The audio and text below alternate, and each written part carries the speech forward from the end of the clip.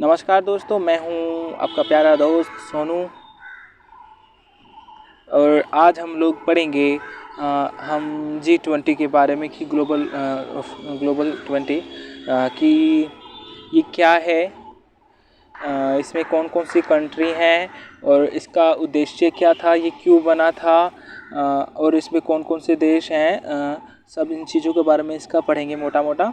और इसको पढ़ने का उद्देश्य हमारा ये है क्योंकि हम जानते हैं कि अभी जियोपॉलिटिकल टेंशन जिस प्रकार से चल रही हैं और इंडिया अभी G20 का फोरम जो है उसकी मेज़बानी कर रहा है और पूरे विश्व की नज़र इस पे है कि इसमें से क्या निकल कर आता है, विश्व को क्या इसमें से फ़ायदा होता है। G20 क्योंकि आप लोग जानते हैं कि विश्व के जो सबसे डेवलप्ड कंट्रीज़ हैं प्लस जो डेवलपिंग कंट्रीज़ हैं उनके वो सारे देश इसमें आते हैं और विश्व का तकरीबन 70 से 38% जो अर्थव्यवस्था चलती है उसके सारे देश इसी में आते हैं। तो आइए शुरू करते हैं G20। भारत जो सबसे बड़ा लोकतंत्र का देश है और यहाँ भारत को ही लोकतंत्र की जननी भी कहा जाता है क्योंकि भारत में ही सबसे पहले लोकतंत्र रहने के साक्ष्य प्राप्त होते हैं। G20 ग्लोबल 20 इसमें 19 देश और एक यूनियन है। इन 19 देश और एक यूनियन को मिलाकर यूरोपियन यूनियन है वो, उनको मिलाकर ये G20 बना है। यह एक मल्टीलैटरल फोरम है। मतलब मल्टीलैटरल फोरम का मतलब होता है इसमें नंबर ऑफ़ कंट्रीज़ है, यानी जो देश हैं उनकी संख्या काफ़ी ज़्यादा है, तो इसका मतलब होगा ये मल्टीलैटरल फोरम है। इसमें डिस्कशन होता है इकोनॉमिक एंड सस्टेनेबल डेवलपमेंट के लिए। यह इसका उद्देश्य तो था अर्थव्यवस्था से रिगार्डिंग था इसका उद्देश्य कि अर्थव्यवस्था में अगर किसी भी प्रकार का कोई भी परेशानी आता है तो और या फिर आगे क्या इसका उद्देश्य हमारा होगा उसके बारे में हम लोग बात करने के लिए ये इकोनॉमिक फोरम बनाया था। बट अब इसमें सस्टेनेबल डेवलपमेंट का भी जोर दिया गया है क्योंकि आप लोग जानते हैं जोर दिया गया है, बातचीत इसमें करी जाती है क्योंकि आप लोग जानते हैं कि विश्व ग्लोबल वार्मिंग जैसी समस्याओं से जूझ रहा है, तो उस समस्या को सुलझाने के लिए ताकि विश्व का जो वैश्विक तापमान जिस प्रकार से बढ़ रहा है उसको हम धीरे धीरे कम कर सकें। इसमें डेवलप्ड एंड डेवलपिंग कंट्रीज़ दोनों आती हैं। तो अब हम सबसे पहले जानते हैं कि ये डेवलप्ड और ये डेवलपिंग का क्या फंडा है। डेवलप्ड कंट्री किसको कहा जा सकता है? डेवलप्ड कंट्रीज़ वे होती हैं जो विकसित कंट्री हैं, जो कंट्री एक पर्टिकुलर इकोनॉमिक ग्रोथ जिसने प्राप्त कर लिया है, अर्थात एक आर्थिक जो विकास है उसकी एक अच्छी खासी संख्या उनके पास हो गई है जिससे वो कह सकते हैं कि वो विकसित हैं। उनका इस प्रकार से वो अपना भविष्य सुधार चुके हैं कि अगर उनके देश में किसी भी प्रकार का वेलफेयर होता है तो अच्छे से उसको कर सकते हैं और गरीबी को भी वो लोग सही से इंतजाम कर सकते हैं ताकि कोई आदमी के देश में भूखा ना सोए। ये बात अलग होती है कि वहाँ पे रियल में क्या है। इंडस्ट्रियलाइजेशन अर्थात क्योंकि औद्योगिकरण, क्योंकि आप लोग जानते हैं कि जो विकसित देश है उसमें उद्योग काफ़ी ज़्यादा होते हैं और जो अल्प विकसित या फिर विकासशील देश होते हैं उसमें इंडस्ट्रियलाइजेशन कम होता है, उसके मुकाबले कृषि ज़्यादा होती है। मतलब कृषि तो ज़्यादा होगी उस देश में लेकिन उसको आर्थिक विकास उसका कमज़ोर होगा, उसका खाद्य समस्याएं तो शायद ही उनके यहाँ पे ना हो क्योंकि आप लोग जानते हैं कृषि में काफ़ी संख्या में जुड़े हुए लोग होते हैं। आप लोग भारत को देख सकते हैं, भारत में तकरीबन ऐसा माना जाता है कि 50% से ऊपर लोग जो हैं वो कृषि पर निर्भर हैं, जिससे कृषि की उत्पादकता जो वहीं पे खपत हो जाती है ज़्यादा से ज़्यादा।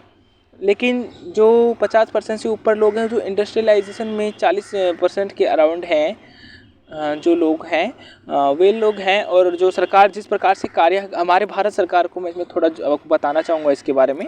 जो भारत सरकार है वो देश में नगरों का विकास कर रही है। क्यों? क्योंकि उनका सरकार का भी ये है मानना है कि इंडस्ट्रियलाइजेशन से जो है देश में डेवलपमेंट ज़्यादा होता है, और जो कृषि तो होता है उसको अच्छी बात होती है कृषि करना, लेकिन ऐसा माना जाता है अर्थशास्त्रियों के द्वारा या फिर जो बड़े बड़े इसके ऊपर विशेषज्ञ हैं उनका मानना है कि कृषि भले ही रोज़गार तो देती हो काफ़ी बड़ी संख्या को, लेकिन उससे देश का विकास में इतनी तेज़ी नहीं आती जिस प्रकार की तेज़ी औद्योगिकरण की आज के समय में चाहिए होती है। और जो चलिए अब हम मुद्दे पे आते हैं।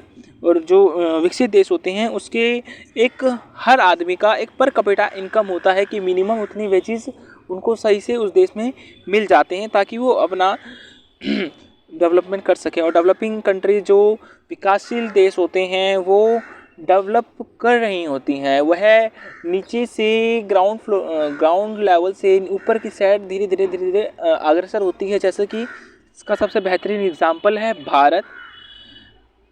सबसे बेहतरीन एग्जाम्पल है भारत, जिसको विश्व भी आज ब्राइट स्पॉट मान रहा है। जिस समय पूरे विश्व में मंदी, विकसित देशों में मंदी के आसार दिख रहे हैं, उस समय भारत में काफ़ी डेवलपमेंट देखा जा रहा है।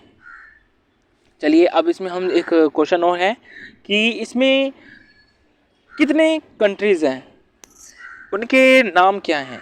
तो आइए अल्फ़ाबेटिक मैनर में हम सबको जान लेते हैं कि इसमें कितनी कंट्रीज़ हैं। सबसे पहले इसमें Argentina, Australia, Brazil, Canada, China, France, Germany, India, Indonesia, Italy, Japan, Republic of Korea, Mexico, Russia, Saudi Arabia, south Africa, Turkey, ये जिसका नाम पहले टर्की था अब इसका नाम टर्की ये हो गया है, यूनाइटेड किंगडम, यूएसए और यूरोपियन यूनियन। अब हम आप लोगों ने कंट्री के नाम जान लिए, अब हम देखते हैं इसकी हिस्ट्री और G20 क्या है, इसका कब स्थापना हुआ या फिर इसका मतलब कैसे इसकी नींव पड़ी थी।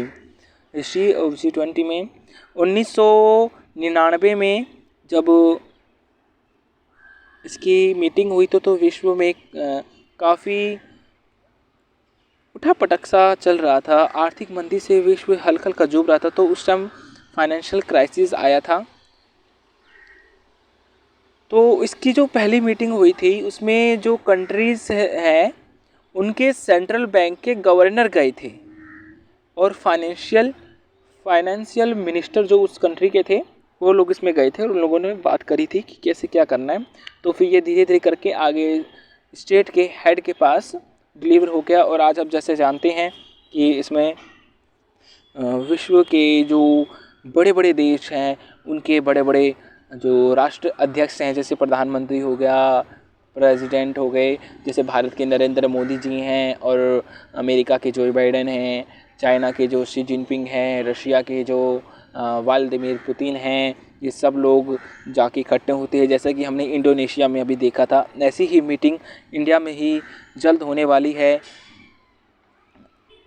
आज विदेश मंत्रियों की बैठक हो रही है जैसा कि हम लोग जानते हैं, और इसमें देखते हैं आज क्या निकलेगा। मैं कोशिश करूंगा कि उसके ऊपर भी एक छोटी सी वीडियो बना दूं कि उस मीटिंग से क्या अमृत निकल के आ रहा है सामने।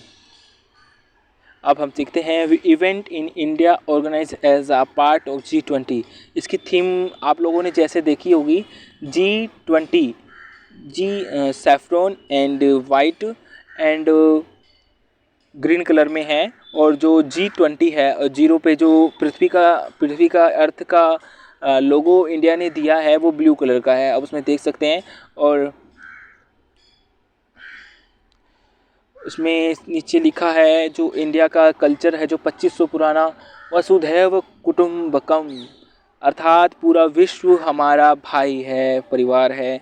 इसका अर्थ यह होता है, पूरे वर्ल्ड के बारे में इंडिया ने लगाया है, बड़ा बेहतरीन वसुधैव कुटुंबकम का नाम दिया है। और इसका नीचे लिखा है one earth, one family, one future, अर्थात एक पृथ्वी, एक परिवार, एक भविष्य, जिसका भारत ने बहुत अच्छा उदाहरण भी दिया। जैसे अभी टर्की में जिस प्रकार से विनाशकारी भूकंप आया था, जिस प्रकार से भारत ने 24 घंटे के भीतर ऑपरेशन दोस्त करके उनकी मदद करी, यह पूरी तरीके से वसुधैव कुटुंबकम का सबसे बेहतरीन एग्जाम्पल है, जिससे भारत न केवल भारत के अंदर की समस्याओं का समाधान करता है और विश्व में जिस प्रकार से समस्याएं आती हैं और उन लोगों की मदद करता है, यह भी काबिले तारीफ़ है। विश्व ने भी इसकी तारीफ़ करी थी कि किस प्रकार से भारत ने वसुधैव कुटुंबकम का पालन किया।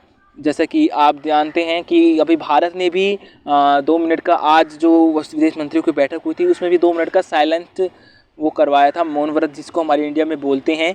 जो लोग विनाशकारी भूकंप में जिस प्रकार से टर्की में उनकी मृत्यु हुई, दुखद है, और उसके लिए भारत ने मौन व्रत का भी विदेश मंत्रियों की बैठक में करवाई थी। अब हम जानते हैं event in India organising as a part of G20 कि जो भारत में G20 के मीटिंग होने वाली है उसको क्या कहा गया है। इसकी थीम रखी गई है जन भागीदारी एक्टिविटीज़, अर्थात जो भारत में जो लोग हैं, जो जनता है, उनको कोशिश की जा रही है कि G20 की मीटिंग से जोड़ा जाए, आपस में उनको समझाया जाए कि G20 है क्या चीज़, इसमें क्या बनाना चाह रहे हैं, विश्व को हम किस प्रकार से ले जाना चाह रहे हैं, क्योंकि भारत विश्व का एक उभरता हुआ देश है और अमृतकाल में जैसे भारत ने प्रवेश किया है तो उसको हम जानेंगे। और इसमें कम से कम 200 मीटिंग कराई जाएंगी और 50 सिटीज़ में 200 मीटिंग्स एंड 50 सिटीज़ में ये कराया जाएगा। इसमें गेस्ट कंट्रीज़ हैं, जो भारत ने इसमें गेस्ट कंट्रीज़ को भी इन्वाइट किया है, उनमें से है Bangladesh, Egypt, Mauritius, Netherlands, Nigeria, Oman, Singapore, Spain and UAE अर्थात यूनाइटेड अरब अमीरात।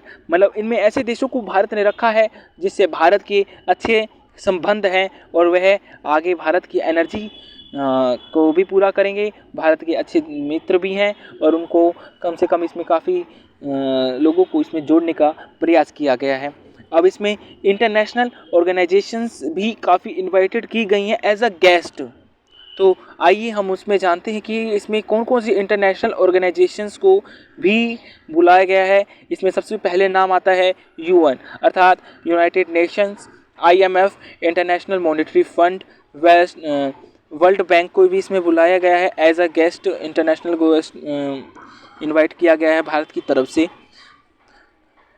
WHO वर्ल्ड हेल्थ ऑर्गेनाइजेशन को भी इसमें इनवाइटेड हैं। WTO वर्ल्ड ट्रेड ऑर्गेनाइजेशन इसमें इनवाइटेड हैं।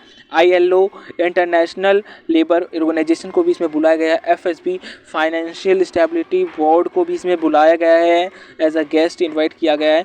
OECD अर्थात organisation for economic cooperation and development etcetera, इन सब को भारत ने इसमें इन्वाइट किए हैं ताकि लोग जो दुनिया की जो विश्व के कम से कम 40 ऐसे गेस्टों को बुलाया गया है, 40 से अधिक गेस्टों को बुलाया गया है, जिसके नाम लेना इस वीडियो में काफ़ी नहीं होगा और वीडियो काफ़ी लंबी भी हो जाएगी जैसा आप लोग जानते हैं।